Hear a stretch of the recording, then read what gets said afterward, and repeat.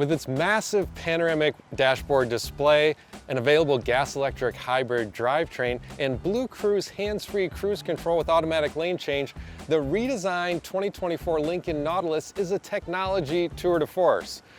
But how useful is all this tech? We spent some time in a Nautilus Hybrid Reserve that's right around $70,000, and we have some answers.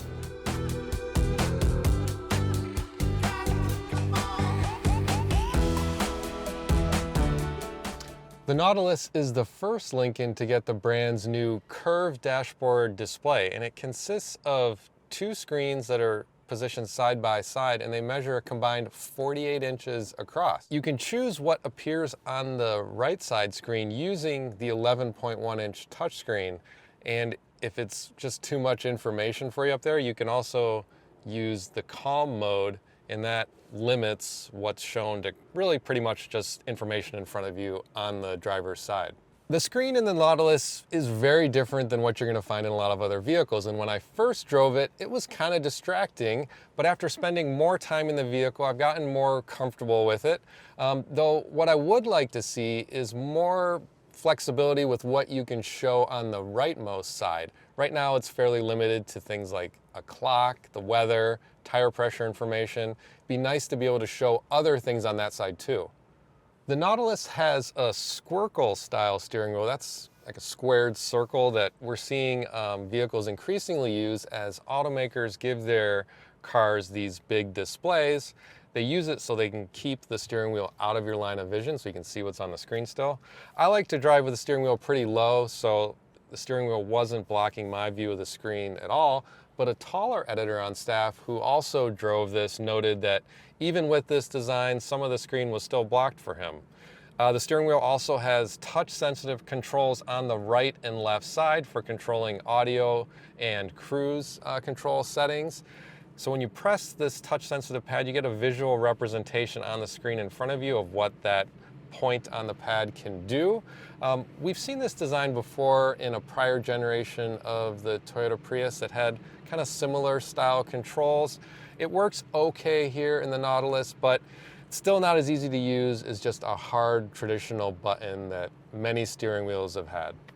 The Nautilus also has the new Lincoln Digital Experience multimedia system that's controlled by the 11.1 inch touchscreen. It's based on Google built-in technology, so it has built-in Google Maps, the Google Play Store for apps, and the Google Assistant for voice commands. But unlike other automakers who use Google built-in technology that don't let you use Apple CarPlay or Android Auto, you can use those smartphone connectivity features in the Nautilus if that's your preference. The other thing you use the touchscreen for is controlling the position of the front air vents, which is very similar to a Tesla. It's the kind of thing that I could see impressing your passengers who maybe haven't seen this before, but it still strikes us as making something more complex that used to be very simple, and that was adjusting the vents by just using the little tab on the vent. I don't know, call me crazy. Most aspects of the Nautilus driving experience are in keeping with its premium pricing. The richly finished interior is quiet overall. The gas-electric hybrid drivetrain offers good performance and not a lot of excess engine drone. The brake pedal, though a bit soft, is also linear and predictable, which is nice. And that hybrid drivetrain gets pretty decent fuel economy with a 30 mile per gallon combined rating.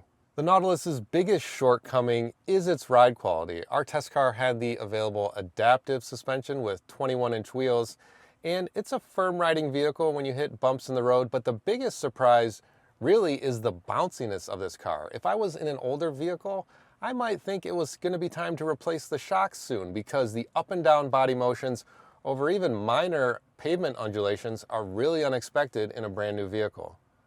Another tech feature the Nautilus offers is BlueCruise hands-free driving, and it's pretty simple to use overall. When you're on a stretch of highway that supports BlueCruise, you get a message on that dashboard display that says it's available, then you just press the cruise control button on the steering wheel to engage it. It has a pretty natural feel overall, and it's pretty confident using it in hands-free mode. But the busy urban interstates I drove it on just aren't as an ideal location to use it as the more wide open interstates you might find when crossing the country. The Nautilus's massive dashboard screen is one way for Lincoln's midsize luxury SUV to stand out from the competition, and it's a potentially savvy move to bring in younger, more tech-conscious buyers. Lincoln would do well to build on the current functionality of the screen to make it even more useful, and maybe take a second look at the SUV's suspension tuning. If you'd like to learn more about the 2024 Lincoln Nautilus, be sure to check out our full coverage at cars.com/news.